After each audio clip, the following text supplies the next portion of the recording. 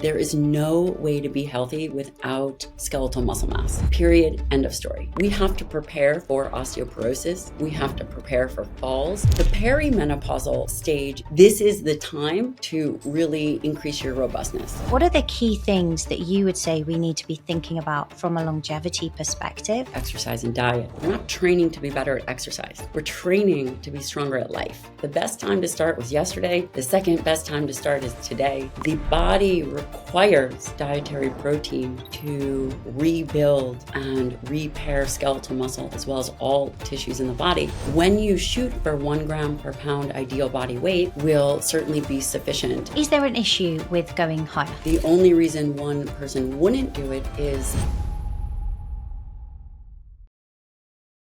Dr. Gabrielle, I am so excited to welcome you back to the show. Since we last spoke, you have an incredible new book out. I absolutely love it, Forever Strong.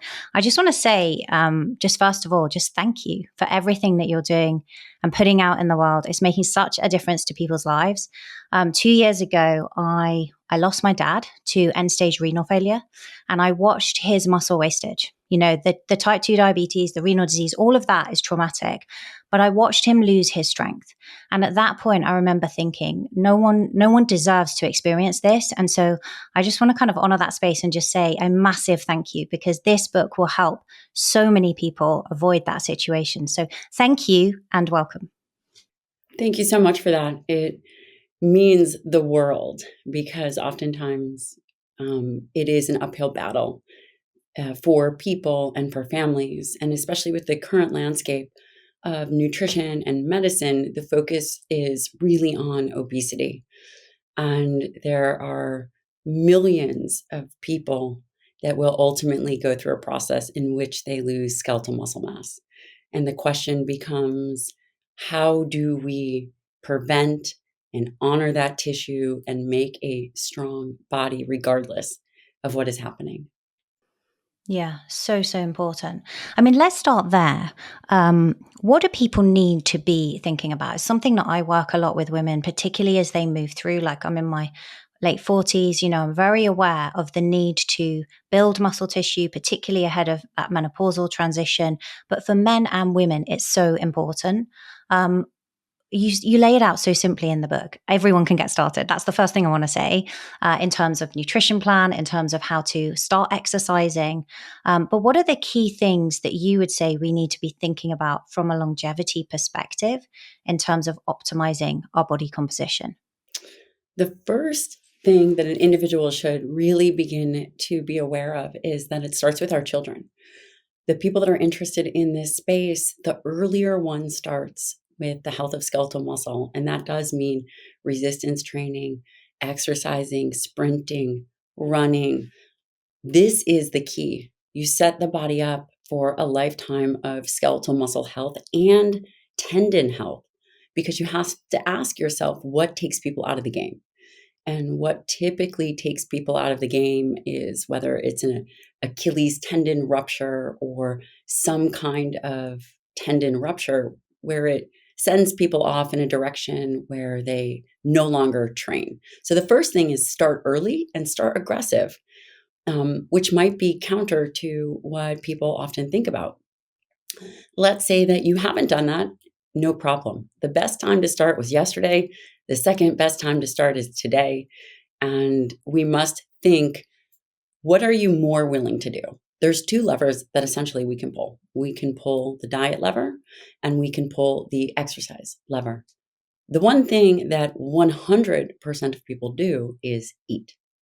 That is a lever that everybody must pull. For exercise, 50% of Americans don't exercise. Between 24 and close to 50% of older individuals also don't exercise. Wow. And I know 24 might seem a little low, but the reality is typically 50% are exercising and 50% are not, which that's pretty abysmal. So the question becomes, is it going to be nutrition or is it going to be the focus on muscle health first? And I say nutrition, not because it is the most impactful, because a good training session will really change the whole body homeostasis, the body as a unit, muscle as this endocrine organ. But diet is something everybody can do. Mm. And when we talk about that, I think in the book it's very easy, as I say, it's very easily laid out in terms of how much protein people should be eating. I think you mentioned 1 gram per pound of target body weight. Carbohydrates, I was calculating mine on the back of your recommendations here, are if you're metabolically healthy, then you would match your protein and your carbs, and then the rest would be made up with fats. That is such an easy thing for people to do, right? And then of course you can increase carbohydrate load by earning your carbohydrates. The recommendation for protein, really in the literature, it talks about 1.2 to 1.6 grams per kg. And the current RDA, the recommended dietary allowance, is set at 0.8, which is really low. It comes out to, let's say a woman is 115 pounds. That number, if you multiplied it by 0.8, is around 45 grams of protein. That's the minimum to prevent deficiencies. And we haven't updated those recommendations in decades. But from a optimal aging perspective, if you want to be healthy, there is no way to be healthy without skeletal muscle mass. Period. End of story. And there are 2 major ways in which you're going to support healthy skeletal muscle. That is going to be through exercise and diet. The body requires dietary protein to rebuild and repair skeletal muscle, as well as all tissues in the body.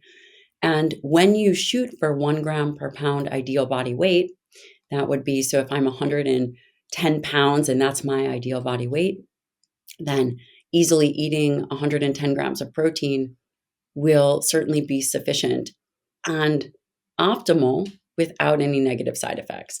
So the 24-hour protein intake, the amount of protein that you consume, again, of course, you could go lower, but there is no issue with that number. And is there an issue with going higher? I know many people worry about it. No. Okay. And there's some interesting work out of Jose Antonio's lab. I believe he's in Florida, and he did some protein overfeeding studies that went above 3.3 grams per kg or upwards of 3 grams per kg with no deleterious effects. If an individual is healthy, there is no challenge with additional dietary protein. The only reason one person wouldn't do it is because you have to think about what about your fiber and phytonutrients and essential fats, etc. But there is no deleterious effect from increasing dietary protein. So it kind of debunks the whole myths around any kidney problems that people talk about and worry about. No, and in fact, when you replace protein with other sources of calories, for example, carbohydrates, we see an increase in improvements in body composition. Decrease in body fat, increase in lean muscle mass, or increase in lean mass in general. Yeah, that's definitely what I've seen. I want to come on to carbohydrates, and you were asking, I think you were about to ask me there what mine was, and it's interesting because I want to talk to you a little bit about blood glucose control, which I think will help people in just a moment, and carbs. But when we look at that protein breakdown, we've had Dr. Stacey Sims has been on the show, and she talks about the importance, and I think you have done on our previous podcast together, the importance of hitting that sort of nutrient sensor of 30 grams of protein minimum in one setting. How does that change for women in particular who are aging, who are post-menopausal? My understanding is that it's a little bit higher. And I think you say in the book to try and aim for sort of 40 grams in one meal. Yeah. So the menopausal data is the perimenopausal and menopausal data. From my perspective, they're still collecting evidence on this from a few areas. I think, number one, if you are perimenopause and an elite athlete, perhaps targeting your training with cycles and your nutrition with cycles makes sense. If you are not in that 1% of elite athletic performance, then creating a plan and sticking to a plan with certain standards in which you set for yourself is what I always recommend. And in my clinical practice, I see both. I see professional athletes, and I see moms, and I see female entrepreneurs who are really either beginning to get into fitness or who are physically fit. The perimenopausal stage or the postmenopausal stage is very, very fascinating. And actually, my third book is on women and perimenopause. This is the time when individuals' body composition changes dramatically if they are not training in a way that supports skeletal muscle mass. There is a redistribution of body fat. They begin to hold central fat, visceral fat around their belly and their organs, and the fat from their hips, again, redistributes. This, by the way, is not inevitable, but at the same time, this is really the beginning of obesogenic sarcopenia or sarcopenic obesity, where there is a drastic loss in skeletal muscle and an increase in body fat gain. The rate at which this happens, I think, from a loss of skeletal muscle mass perspective is questionable because typically the literature is done with a Dexa. A Dexa does not directly measure skeletal muscle mass because the percent change, number one, the percent change in muscle mass tends to be greater. It needs to be 10% or more to detect change versus the increase in fat mass. It is not inevitable. And there's three major ways to counterbalance this. People are not going to like this answer, but hormonal therapy, especially with testosterone replacement and some of the hormonal influences, can help. Again, you can go on hormone replacement therapy and it doesn't necessarily change anything because there is dietary perspectives that must be accounted for. The other aspect is diet seems to change quite a bit. Women often, for whatever reason, when they are no longer sleeping well, maybe they are going to alcohol to sleep more, changing their sleep architecture.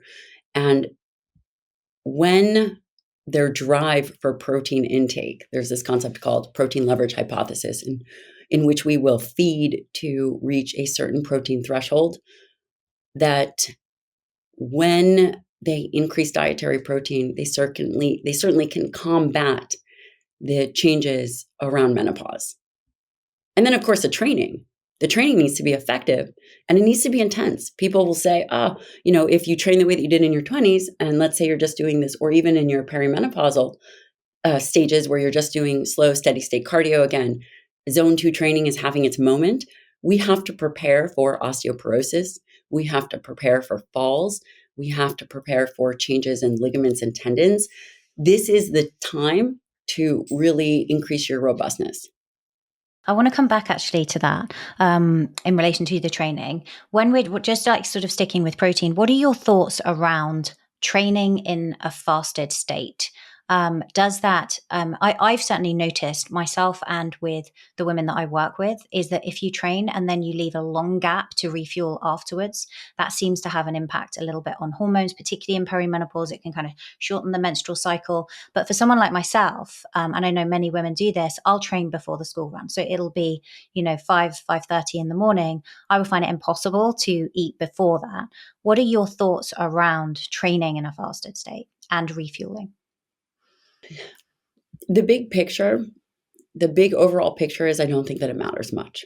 Again, okay, maybe it matters to the 1%, but the overall, number one, individuals are totally individual. I am not convinced with the evidence that one needs to fuel before training. I believe that really it's a 24-hour concept. And also one has to identify their goals. For example, let's say you're going on a 100-mile run. Maybe you want to pre-fuel before you do that. But if you are going to get up, and I train fasted, by the way. So I get up, I train fasted, and there is no negative effect. People will say, well, maybe it will increase cortisol, etc. Okay, but cortisol will likely go up anyway during a training session. The one place where I potentially would not train fasted is if someone is trying, and again, this is just my opinion. I don't have evidence to support this, but this would be if someone is trying to get pregnant. If someone is trying to get pregnant, I do not have them fast. I don't have them skip meals, and I don't have them train fasted. lowering any kind of perceived stress in the body is really where it's at for pregnancy. I have zero evidence to support this other than this is one of the techniques that we use in the clinic. Interesting, for fertility, right. And what about like refueling post-training? Do you recommend that you do that pretty soon afterwards? It depends. There's a little bit of nuance here. For the majority of people, it doesn't matter. As long as you are refueling within a 24-hour period, within that day would be adequate. However, if you are sick, if you are struggling with some catabolic condition, then I would suggest that you fuel closer to that training. For example, if you are older, let's say you are a postmenopausal woman who is somewhat frail and maybe has inflammation or is fighting against whether it's cancer or sickness or just can't put on muscle, while the blood flow has just sensitized the training and the blood flow and these other myokine peptide molecules have now sensitized muscle, I would certainly refuel after. I wouldn't be crazy about it. The other aspect of this is if you are older, yes, I would fuel post-training with both carbohydrates and proteins, carbohydrates for glycogen repletion, protein for recovery of skeletal muscle. The other aspect is if an individual is older, then you certainly want to hit post-training fuel. And, the last thing that I was going to say is if they're not eating a higher protein diet, if they are suboptimal in protein, then I would say it matters. So if an individual is eating a low protein diet, please fuel afterwards. So for someone who's metabolically healthy, they've got, they're pretty athletic. If they go and work out, there isn't sort of presenting a problem with cortisol being too high or them being kind of catabolic and breaking down. If they postpone that meal, could they fast? Could you lift in the morning and then fast until midday, for example? Yeah. And the question becomes, what is our overall target? The overall target is the health of skeletal muscle. You cannot be healthy going through life without the health of skeletal muscle, period. Is a long fasting strategy optimal for skeletal muscle mass? It's not. So we were talking about recovery of muscle from a training perspective. That doesn't matter, right? You can, if that is the goal, but if the goal is maintaining healthy muscle mass over a lifetime, I do not want you fasting.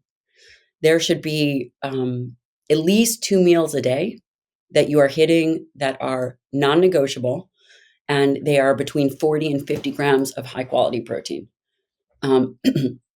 So the idea that one would train in the morning, use the stimulus of exercise, and then continue to fast till 2 or longer would not be an optimal strategy for protection and prevention of the health of skeletal muscle. Awesome. I'm glad you cleared that up. And I think some people get confused as well, right? Because they think if I'm fasting for a short period, like intermittent fasting, maybe 16-8, I'm stimulating autophagy. That doesn't seem to be the case. And exercise in and of itself is stimulating autophagy, right? So exactly. I'm really glad that you pointed that out. People will talk about autophagy as if there's this one way to turn it on. It is a highly complex topic. And we don't really actually have direct control over that. But what we do have control over is what we eat and how we train. And I don't think the targets should be autophagy. And let's say that you could even control that. To me, that is a nebulous concept that you cannot measure. What you do have the capacity to measure is strength. You do have the capacity to measure your appendicular lean mass. You do have the capacity to measure your output, your VO2 max, etc. So rather than focusing on things that we have very little control over, executing on the things that we can, because perimenopause and menopause is an opportunity. Yes, it comes with cost, but it truly is an opportunity to dial things up. If you have not been athletic, if you have not been really focused on training, this is your time to take all your life experiences and buck up. I want to take a quick break from this episode to thank our sponsor, Level Up Health. They just created a brand new formula I'm so excited to share with you. If you're in your 30s, 40s, or 50s, chances are you've felt the ripple effects of shifting hormones. Maybe it shows up as perimenopause symptoms, heavy periods, hot flashes, mood swings, or sleep struggles. Maybe it's stubborn weight gain that just won't budge no matter what you try. Or maybe it's PCOS, acne, or that bone deep fatigue that keeps you from feeling like yourself. Here's the truth. When your hormones are out of balance, every part of your body feels it. And it's not your fault. It's biology. That's why I'm loving their brand new comprehensive formula, Hormone Harmony, designed specifically to bring hormones back into balance. This advanced blend combines nutrient cofactors, adaptogens, and clinically studied actives to target the root causes of dysfunction, not just the symptoms. Hormone Harmony is built to support endocrine resilience, metabolic health, and inflammation balance, especially in the context of estrogen dominance, androgen imbalance, and cycle irregularity. It works across multiple pathways at once, supporting detoxification so your body can clear excess estrogen, improving insulin sensitivity to help regulate blood sugar and hormonal weight gain, reducing stress and calming cortisol to restore adrenal balance, nourishing mitochondrial health for steady energy and resilience. Most supplements focus on one piece of the puzzle. Hormone Harmony is different. It's a complete system designed to shift your hormones from chaos to harmony. And when that happens, your energy, your mood, your focus, and your confidence all come back online. So if you've been searching for something that finally connects the dots, Hormone Harmony makes it easy. Head over to leveluphealth.com and use code Angela15 at checkout to get 15% off your order site-wide. Again, that's LVLUPHEALTH.com and use code Angela15 to save 15% off. You can also find the link and code in the show notes. I love that. I'm so glad you said that because I think it's perimenopause, as far as I can see, shines a light on where you need to look and where you might need to do some work. So I'm glad you said that. The other thing, I guess, we were talking a little bit at the beginning there on those macros. So when I looked at mine, for example, we were talking about matching protein with carbohydrates. And I think this would be a good example here for people listening is, I think in the book you speak that if you are metabolically healthy, then matching your carbohydrates with your protein intake on a one-to-one basis is optimal. And I was curious as to what you've seen in terms of metabolic improvements through muscle mass. So for me, that's been a huge lever to pull as someone with PCOS. And what I've noticed is I've been able to work my way back up initially when I wasn't controlling, if I go back to my late 20s, early 30s, and I wasn't in control of my blood glucose. Actually, over the years of training for a sustained basis, I have managed to move that needle and I can stay within a healthy range. But I'm very aware PCOS is at its core a metabolic condition. It doesn't go away after menopause. What have you found in terms of carbohydrate tolerance for people and how much they can gain through training? Wonderful, wonderful question. Let me highlight a few case studies. I had one woman come to me and she was actually pretty thin, had always done some kind of physical activity, walked, her zone 2 cardio. She was close to 60, maybe mid 50s, and her went through menopause. So she'd already been in menopause, had not been on, maybe recently in menopause, so not quite 60. I would say early 50s. And we started, all of a sudden, she'd been fine. And then all of a sudden, her insulin level went through the roof. So her insulin levels went up. Her glucose went up, just her fasting blood glucose went up, and her triglycerides went up. And she was like, I haven't changed anything. I haven't done anything different. What happened was she actually maintained her body fat and lost skeletal muscle as her hormones were changing, and she did not adapt to that changing hormonal milieu. She lost skeletal muscle. There was an increase in visceral fat, an increase in the markers that I mentioned, and that was the only change. So all of a sudden, she's like, what is happening to my body? We course corrected that with, her diet was already pretty good, which was so fascinating, but she had no place for glucose disposal. She had her skeletal muscle mass the health and the amount of her muscle mass decreased. And again, we can't always detect changes that are not huge decreases. And it's hard to say how much muscle mass, 1 pound of muscle mass lost, what, the direct correlation with that would be for how much there's a aberrant range in blood glucose. It'd be a great study. If I could have a study, I would love to know 1 pound of muscle will affect blood sugar in X amount of ways. But clearly, the loss of skeletal muscle in a very short period of time completely created metabolic derangement, which we were able to course correct. We cut back our cardio and we went full force into lifting and really stimulating her skeletal muscle through focused contraction. And the goal was to rebuild her skeletal muscle, which she was able to do. And interesting. Yeah. It's interesting because people think that it might take long. It doesn't take long. You will see an increase in insulin resistance as soon as you are sedentary. Yeah. And how long, when you were correcting that process, how long did it take in terms of its corrective action? Really quickly. So we put a continuous glucose monitor on. We really ratcheted back her carbohydrates, believe it or not. And again, she wasn't necessarily overeating carbohydrates, but because we wanted to get these metabolic markers under control, we kept her at around 90 grams of carbs, which is not that much, and around 130 grams of protein, and the rest came from fat. We were able to see changes. We threw a continuous glucose monitor on her, and when she walked, we were able to just, we just had her continuously tracking. And as she was walking, she would keep her blood sugar lower. So she started moving, and then I would say within 2 weeks, but again, we tracked her for months, but within 2 weeks, she was able to begin to get her metabolic markers under control. That's awesome. So very encouraging as well for people to hear. When you look at measuring body composition, so we were talking, you touched on Dexa there. I've noticed a huge discrepancy between a Dexa, which I think had me at, I think it was 19.5% body fat, and an InBody scan that pitched me at like 14.5%. I mean, they're massive, right? And I think so what was the difference? What was the difference? It was huge. It was 5%. So it was 19.5% on a Dexa, and it was 14.5% on an InBody scan, which they're expensive machines. 9% and 14.5%? 14.5% and 19.5%. So 19.5% on the Dexa. That's about right. So it's yes. Yeah.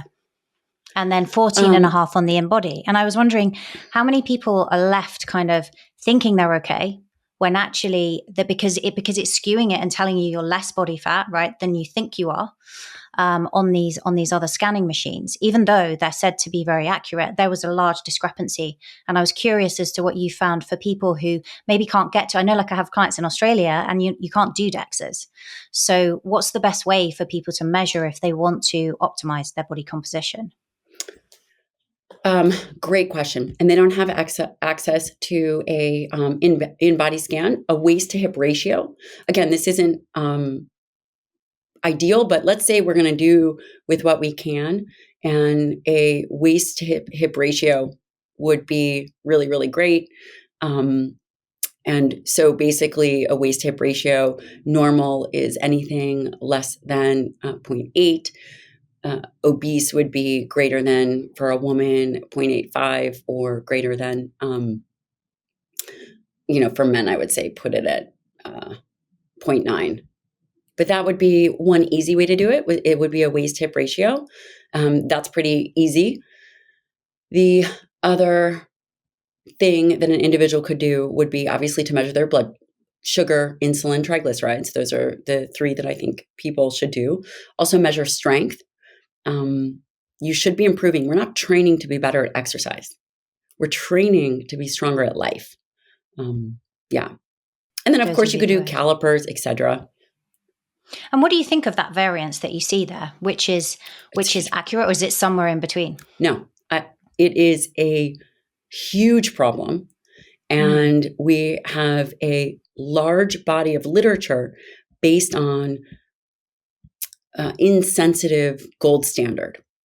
Dexa is what we call a dual energy X-ray absorptiometry, which is a mouthful. And it is wonderful for body fat percentage and bone mass. So it directly measures bone, hence, right, this is what the Dexa does.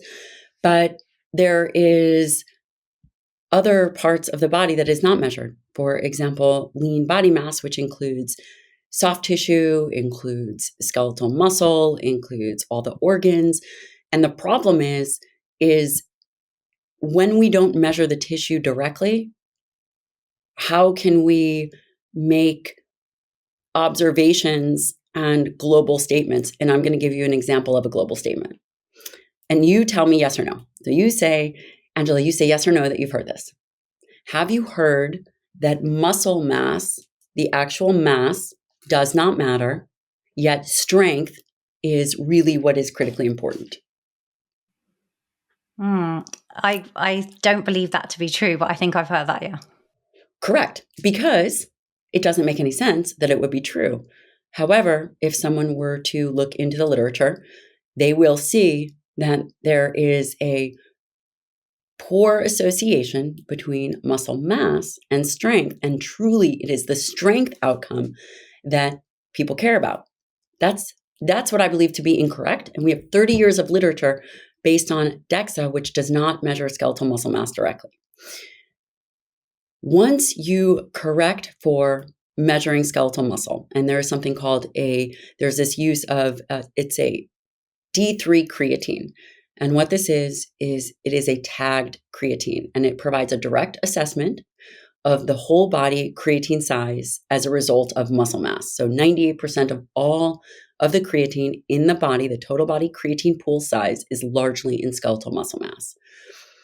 So when the body has a place in which we can tag it, so this is a tagged creatine, it uses two main assumptions, this method, that all the total body creatine pool is sequestered in skeletal muscle cells.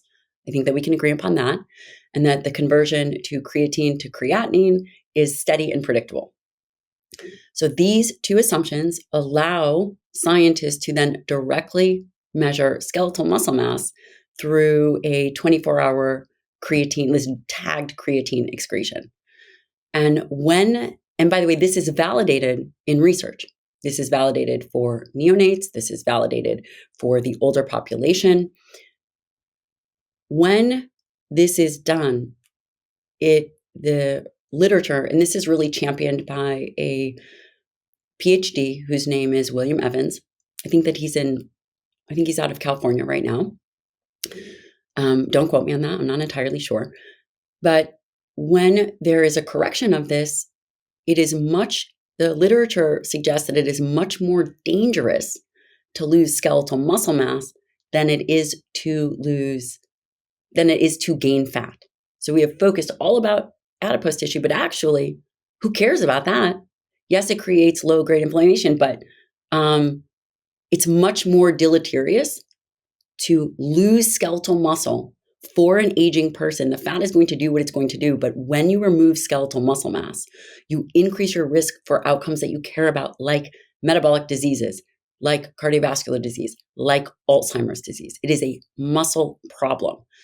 In addition to that, there is, when you measure skeletal muscle mass directly, a relationship between mass and strength and mass and outcomes that we care about. Interesting, which is why as well, right? When you see people who are strong, it may, and they may look all around bigger, they're carrying a bit more body fat, they can actually have really, really good health biomarkers. They just may not look as good as they want to aesthetically, right? Which is a completely different thing. When you're looking at then, just to kind of clarify, if people are looking at their lean mass and they've had a Dexa and they've had an InBody like myself, which is going to be more accurate in terms of body composition? That's a great question. I would say that's a great question. I have seen less variation with a Dexa. I personally have seen less variation with a Dexa.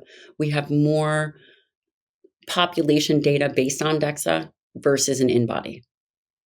Great question. It's tricky, isn't it? Thank you for that.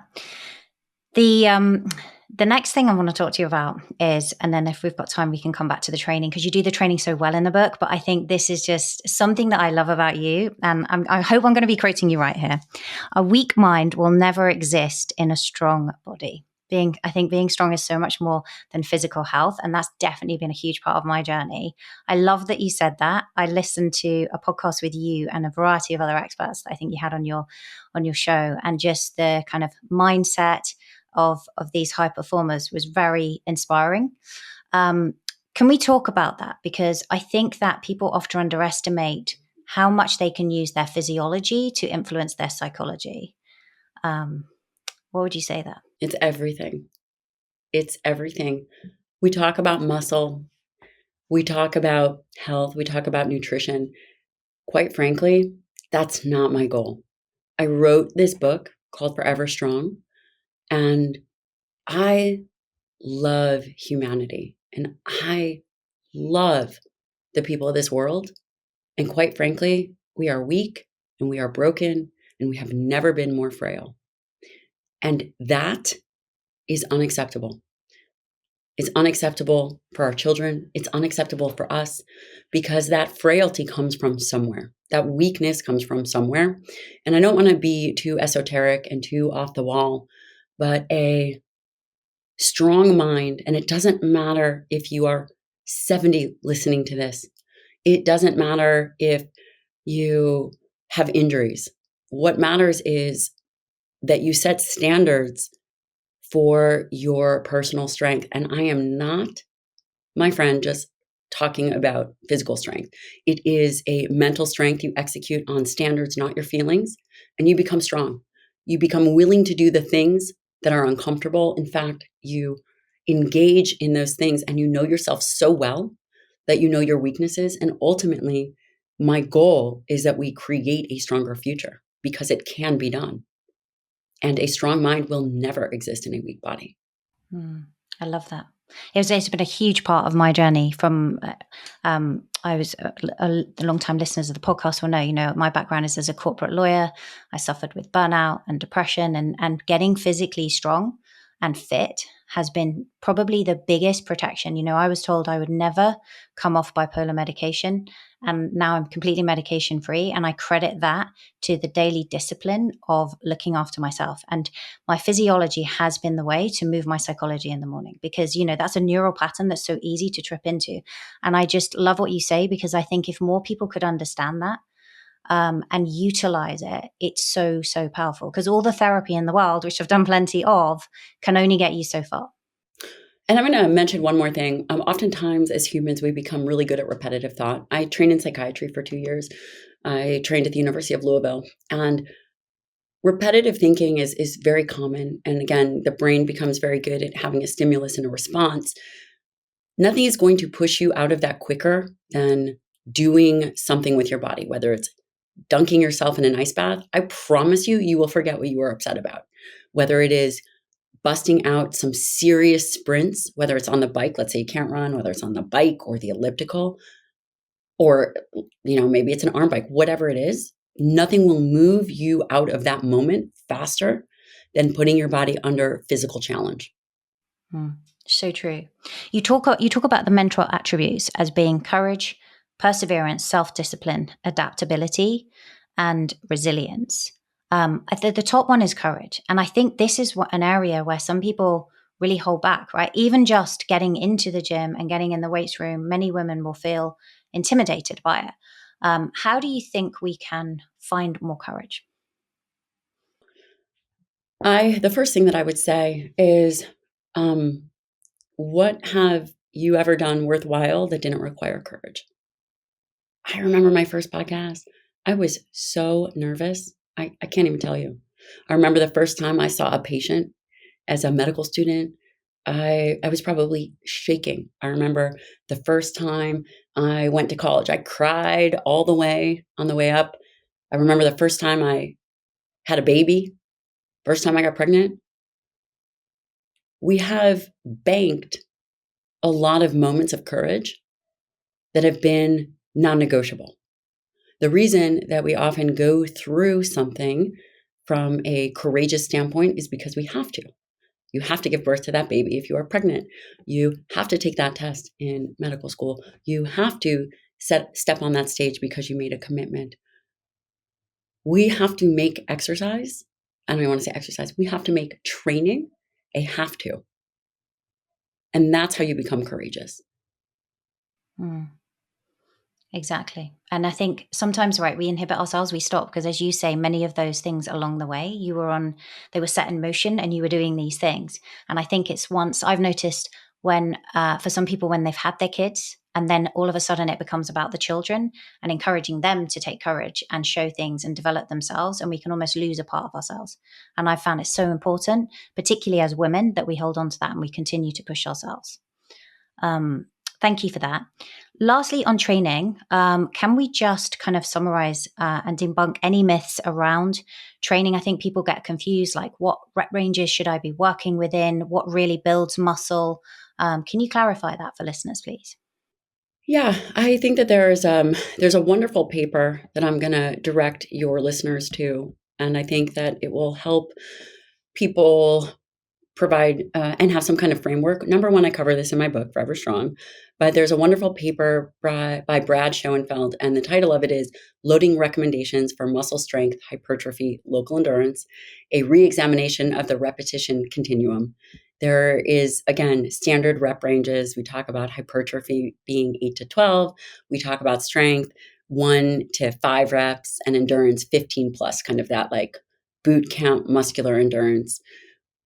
Hypertrophy training can be done in a million different ways. This is why getting a good program, and that is exactly why I wrote it in the book, and following and executing. So the first portion of your training, if you are untrained, will be neuromuscular adaptation, right? This is kind of this neurological adaptation. You'll slowly begin to kind of figure out the movements, and it doesn't take long, but it takes a little bit of time. There is ways that you could create a training plan that could be 3 days a week. Let's say you are doing a 3 days a week training split where you are doing, I don't know, again, however you want to do it, upper body, lower body, and then a full body on the third day. That will probably be enough to be able to stimulate some kind of hypertrophy. Again, it is based on volume. Typically, women respond to volume. It doesn't have to be very heavy. So the evidence would suggest there's, again, a huge number of ways to do this. I'm going to take you through a novice, an individual who's never trained. An individual who's never trained will make the most improvements. You can easily start by doing body weight squats, push-ups, and plank holds, something like that. Body weight exercises, there's, again, many different ways to do that. Pick 3 exercises and track how many you can do. You could do that 3 days a week. You go to muscular fatigue, wait for your body to recover. Again, we don't need to jump in and injure ourselves, but I'm just making it simple. And eventually progress to bands and then progress to weights. The weight that I would pick up for everybody would be some kind of kettlebells. Kettlebells are fun and easy to move, whether it's a kettlebell swing, whether it's an overhead press, whether it's a carry. Again, how do we become good at moving through life? It could be a goblet squat, just very basic things that an individual can do.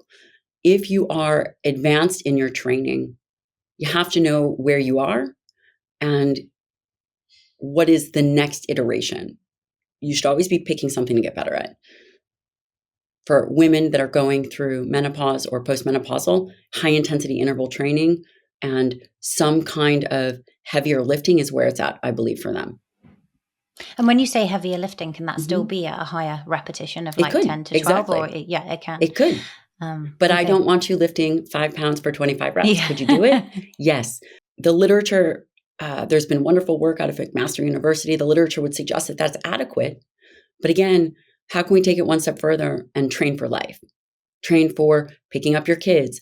Train for putting your suitcase in an overhead bin. Train for doing things. And how do you structure your training across a year? Do you, I'm really curious, and for people who are advanced, do you train in blocks in terms of looking at things like speed and power, then VO2 max muscle, or are you always training for all areas? How do you structure it? I live in Houston, and I have a coach, and his name is Carlos, and he's at Sigma Training, Strength Alchemy, something like that is his IG. And he programs me very specific stuff. So if I were to look, I will tell you what we do is right now we always include some kind of heavy lift. And that heavy lift might be a squat or a modified deadlift. I'm really working on some hamstring injuries. We will do that. And then we will always do something kind of explosive. Right now, I'm working on more of my metabolic engine, which means we will do sled pushes. We will vary the intensity, sled pushes, sled pulls, some explosive type overhead movements. We might do a snatch. We might do sprint intervals on the Airdyne. We'll keep it moving. So right now, we'll do one kind of strength movement, and we'll do this 3 days a week. And on a fourth day, I will do a group training that lasts for an hour and a half. At your own pace, we just do it collectively as a unit. Okay, which is quite nice, the social side. It is. And then what, three days off, or are you kind of like walking, yoga? What are you doing? So it depends on how crazy I feel. I'm always trying to move, but I might throw in a 30-minute HIIT class on the Peloton. I might jump into in between patients. I still have a full clinic. In between patients, I will hit the Airdyne. I do a lot of rucking. And I say rucking, depending on, again, I have 2 very little children, so I haven't picked up rucking in a moment, but I'll be getting back to it here shortly in this next month. But I will throw on a lightly weighted vest, whether it's 12 to 20, 25 pounds, and I'll just walk. I'll do work. I'll walk on the treadmill, and I'll do that a couple times a week. Awesome. Very similar. Amazing. Thank you. What's coming up next? You mentioned there's another book coming. What can we expect? Well, let me tell you the biggest, most exciting thing that I'm thrilled about is that we get questions like this all the time. So I have created a community, and it's called a Forever Strong community. So prior to the book launch, we have a free community. It has 7,000 plus people in it. But we did is we created a private community, and they can go to my website, Dr. Gabrielle Lyon, and they should see a tag that says the Forever Strong community. And I come on as well as my entire team, and we answer questions. We put recipes in there. We have training programs. We have digital products and learning. It's really about creating a community and having support. And when a new paper comes out, I'm dropping the paper in, I'm talking about it, how we can continue to advance so people don't have to wait till the next book comes out. What they can do is they can get access to that right away. And of course, I cover this in my podcast, the Dr. Gabrielle Lyon Show.